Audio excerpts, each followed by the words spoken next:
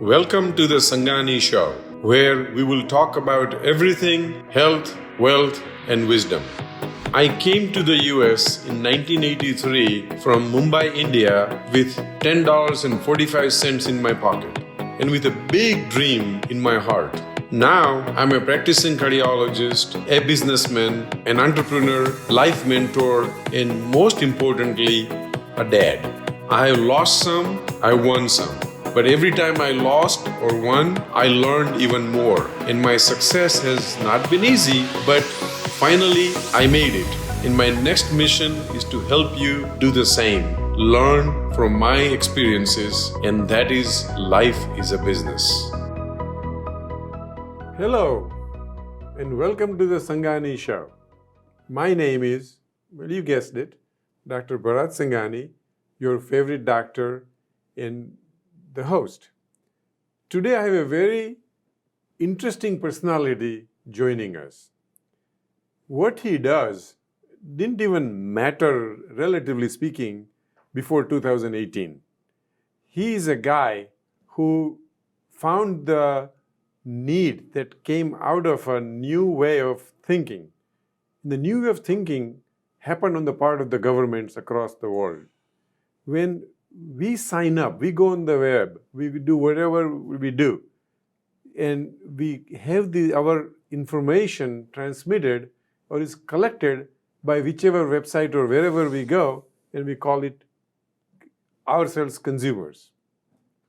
Now, what happens to the data is the most important part, right? Because previously we used to say knowledge is power, and now people are saying data is power. So this gentleman who is with me today, he has mastered this art, and his name is Prateek Jain. He started a company. He's a co-founder and CEO of a company called Mandately.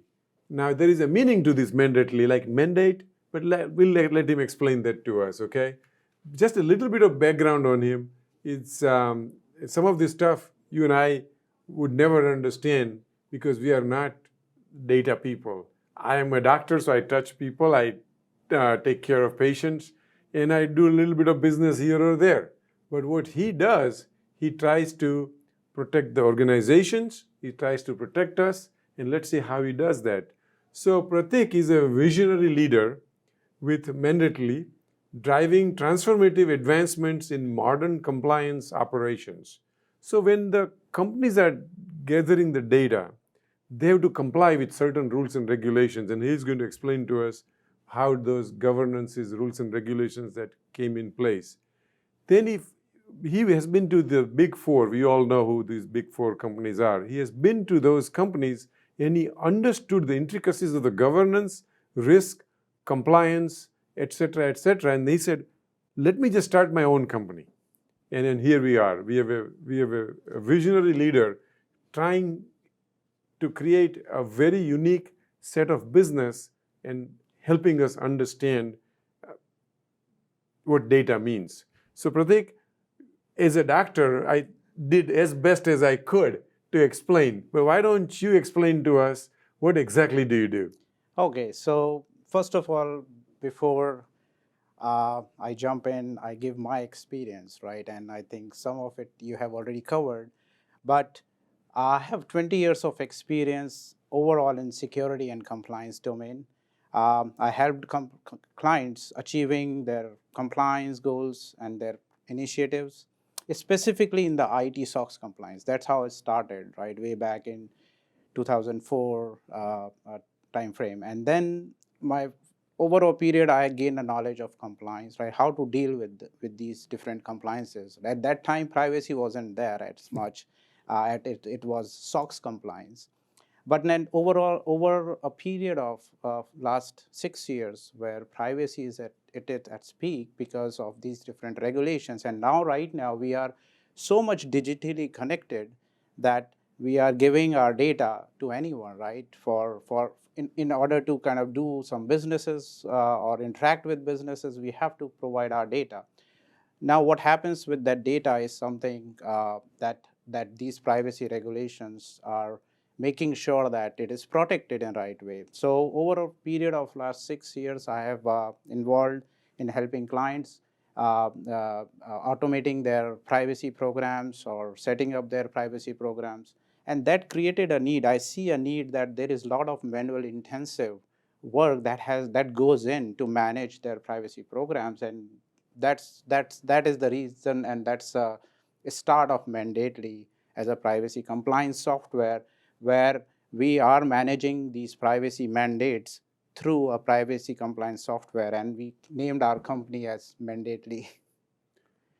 Cool. Thanks for the background. And so, ladies and gentlemen, when we go on a website, remember they ask us a question: do you want cookie or whatever information, allow or disallow?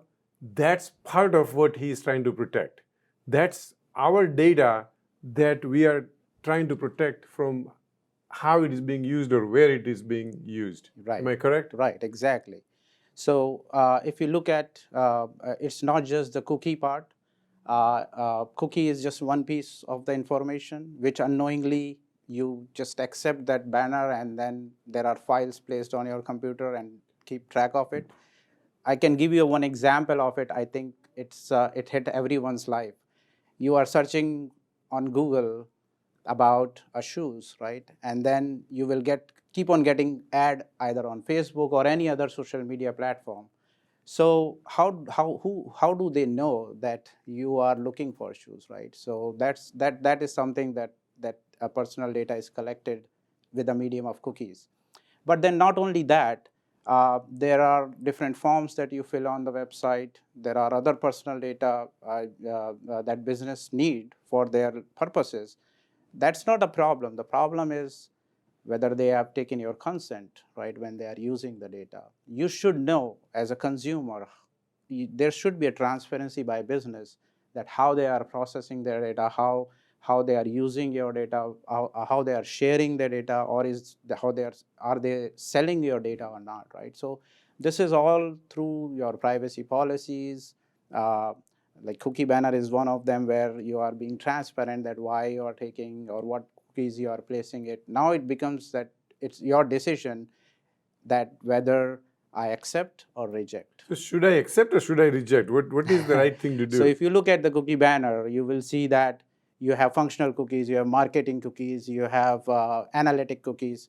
Now it will give you a purpose that what kind of cookie we're gonna place on your computer, right? You don't want any marketing emails or anything like that, right? So it tells you when you read that? Yeah, if you go detail, Okay, I've never read it. Yeah, Taken yeah, time it will to read it. it will tell you that now you want to get some marketing emails. Yeah, you want to get the best deal out of what you are searching for. It's good. But then you are giving the consent. So it will give you all that. Now what we do is, right, we scan your website, we see that there are cookies on your computer, third-party cookies, and then we set up those banners. So that way you have the proper consent mechanism in place, and that is what these regulatory requirements would like to see. Okay, that makes sense. So, ladies and gentlemen, before you just say accept, see if that's what you want or not. At least from today's podcast, we would get that part very clear in our head. I've been clicking it, and I'm sure all of you or most of you are doing the same thing as I do. And now we have something more to intellectually decide versus just keep clicking. By the way, if you are having a business where you are collecting information from consumers, then here is your guy. He's the one who can really protect you from the regulations and help you comply with the regulations. That's exactly what he and his company does. So please keep that in mind, that if you are collecting data from other sources, you have some responsibilities, and you will. There's a great story he told me. I know we have too many questions in a short period of time, but I was fascinated with what you told me. Can you tell our audience, starting from the GDPR, whatever that is, and then Europe and America, and so yes. Tell us a little bit about how did we end up here today? Okay, so first thing is, the whole intent of this is to protect consumer privacy or individual privacy, right? Now it started with GDPR, which is General Data Protection Regulation in Europe. The effective date was May 25th, 2018, because I keep remember that, right? So that's when it's all started. And GDPR is the most comprehensive and strictest law where all these different regulatory requirements are imposed, right? And no matter where your business is, if you are uh, processing EU citizens' data, then you need to comply with that, whether you are a small business or large business. So that's where it started. Then after that, a lot of other countries realized that yes, this is a big problem, right? These companies are taking the data, but then what they are doing with it is a big problem, and there should be a full transparency to the consumers. So then after that, in the period of last 5 years, since 2018, there are a lot of different countries, they are formulating their laws, and they are modeled after GDPR, because that is the, I would say, like the kind of setting a benchmark. So starting from Asia, there are countries like Singapore, Indonesia, Australia, Japan, China. They all, and recently India came up with they have passed this law way back in August.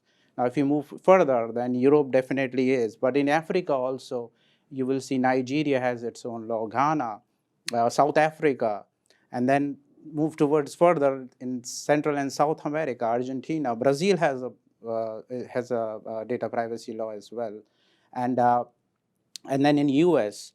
Now, US has the state laws, right? As of November 2023, there are 13 states who have passed the law, but 2023 being one of the big year for data privacy, as there are 5 states whose laws are effective in 2023. And those states are California, Colorado, Connecticut, Virginia, and Utah, right? Those are the 5. California being one of the states that they started in 2020, but they amended the laws, and then their effective date is 2023 as well. So yeah, so there is a lot of things happening in terms of how these regulations are shaping up, keeping GDPR as their model, and then and even Texas, I cannot forget Texas, because Texas law is coming in July 1st of 2024. I see.